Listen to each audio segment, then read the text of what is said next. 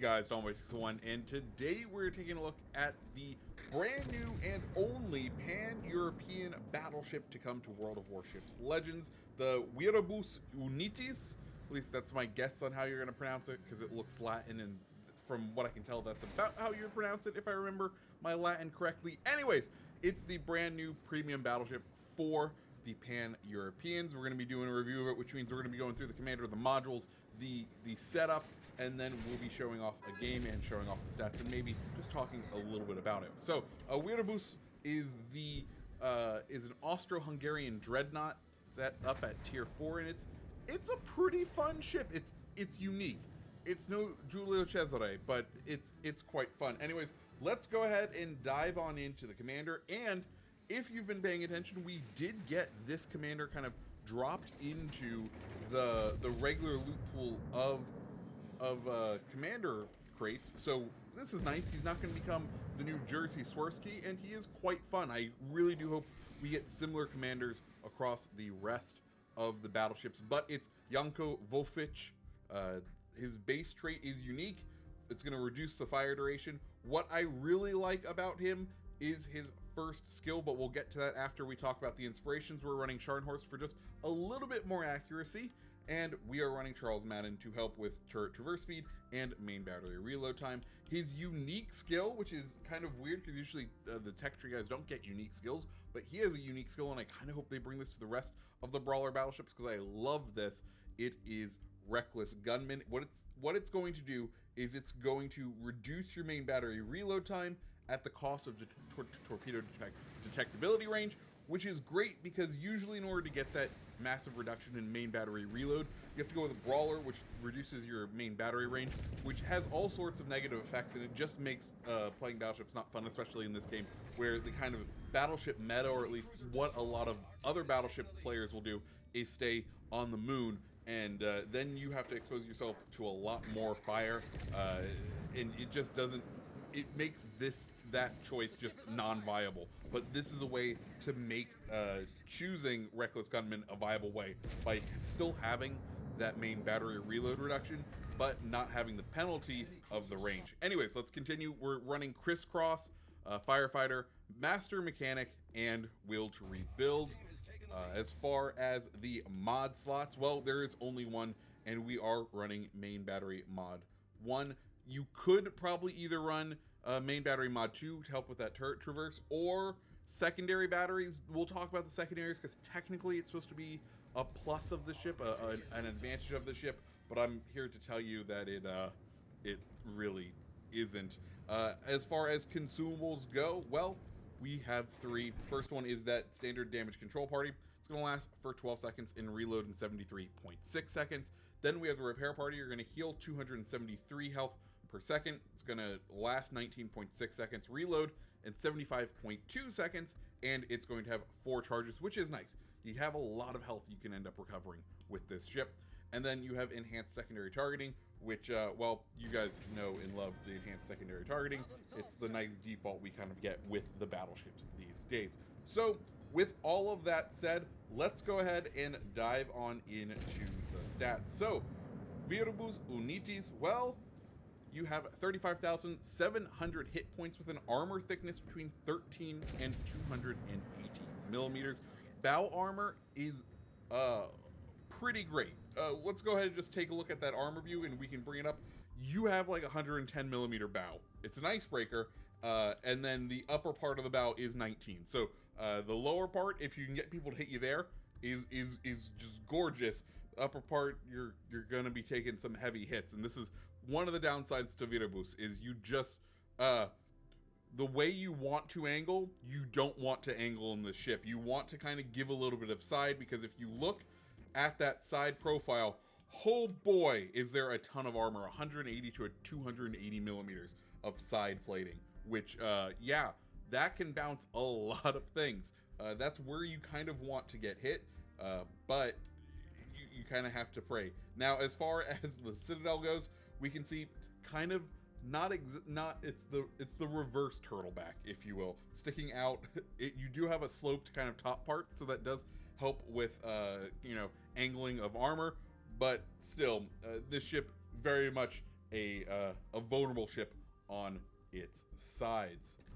As far as the torpedo reduction of the ship, you're looking at about 18%. Main battery, one of the stars of this vessel, 4 3-barreled 305 millimeter guns with a firing range of 14.3 kilometers. Reload time on it, 26.9 seconds, giving you 27 shells per minute. 180 time, 34 seconds, which is pretty decent. HE damage is going to be doing 4,200, giving you a DPM of 113,400. Chance of fire on those HE shells, 23%. AP, you're looking at 8,500 AP damage with a DPM of 229,500. Secondaries, one of the selling points for this ship is supposed to be its secondary batteries, because it's supposed to have enhanced range. Really, it's the base 5 kilometer that we see pretty much everywhere else outside of tier 4 and below. You're gonna have 12 1-barreled 150 millimeter guns with a firing range of 5.2 kilometers. Reload time 10 seconds. It's gonna be doing 2,200 damage, and it'll have an 11% chance to set fire. AA is terrible. Let's be clear. It's a dreadnought. It's kind of built before the age of military aircraft, right? Range is gonna be 3 kilometers, and the max DPM and min DPM are the same, of only 9 damage per second. Max speed of the vessel, 21.5 knots, so you're not going anywhere quickly. Turning radius is 530 meters. Rudder shift time is 11.5 seconds. Finally, concealment, you're looking at 11.9 by sea, 10.2 by air, and 9.5 when firing in smoke. And those are all of the stats of the vessel. Let's go ahead and take a look at a game in the ship. So much like that previous B-roll footage, we are here on Ring. And one thing I want to talk about before we dive into the match, look at that gorgeous new water. This Ring is one of the, I guess, 20 maps that they kind of redid the water on. And let me tell you, it looks just absolutely gorgeous. I do have to give a shout out for getting for that. Anyways, we are here on the Viribus Unitis, and with this ship, we kind of want to stick towards the middle-ish. We know, one, we are not the fastest boat out there, so we kind of have to use the American battleship point of view. Kirov pops out, we're like, oh, beautiful. He's perfectly broadside, this is going to be a beautiful shot. Of course, we don't see the Phoenix, who is serving as a navigational obstacle and or what I guess you could say a savior, because he stops that Kirov from being slapped by everyone. We do thank the Phoenix for his efforts with a couple of salvos, and then we decide to refocus on the Kirov because he seems to just want to be sailing out front. So while we get into the middle bit of this game, let me talk about the Viribus. It's a ship that I have mixed feelings on. One, when you're doing these kind of long range shots at cruisers, the 305s are just absolutely beautiful and absolutely deadly. The Sigma on this ship is 1.95, which I think makes it better than the majority of the battleships at the tier, which is nice. Can you have wonky dispersion in it? Absolutely. Does it crop its head up from time to time? Absolutely. But is this ship fun to play? A little. There's the way that you're able to kind of just chunk people a ton of the time with these guns is just absolutely delightful. I think you could see in the B-roll, there are many games where we were just chunking people all the time, which is very different than some of the battleships where you get a ton of overpens. Now, mind you, we're about to get a ton of overpens on this Phoenix up here, but still, it is a fun ship to mess around with. What lets it down a lot of the time is the armor, just because the front and rear of the ship, it only has that 19 millimeters of armor, which means any sort of large shell that's coming in at an angle, kind of longish range, you would expect to be in, a battleship fight, does have the ability, and you will get a full pen, and it will take a huge chunk out of you. You do have that great side armor, which means you do end up wanting to brawl a lot, which they want you to build into with this vessel, because they advertise the enhanced secondaries, but I want you to take a look at just how long and how much we are hitting this Phoenix. I started the day building the ship for full secondaries, and it was just not there.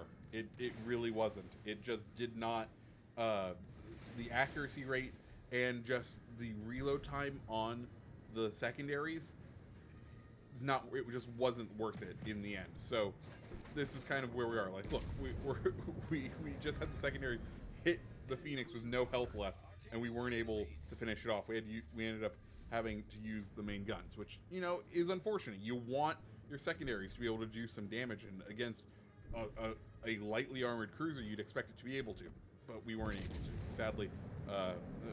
Luckily, we got the Phoenix. Sadly, we miss out on the Texas, but now we've made our way to the middle of the map, and we are sailing directly into what can only be described as a cyclone of enemy players, and this is where Viribus is going to excel. One of the nice things about this boat is its rate of fire. The ability to have that gunman perk that's going to lower the reload with an already kind of lowish reload for the tier makes this a ship that can get out there, kind of brawl, put more shells downrange than a lot of ships, and more importantly, put a lot of damage downrange. And that's where this thing absolutely sings. For the middle part of my day, I was running it with a full reload build, and that did have some very positive effects.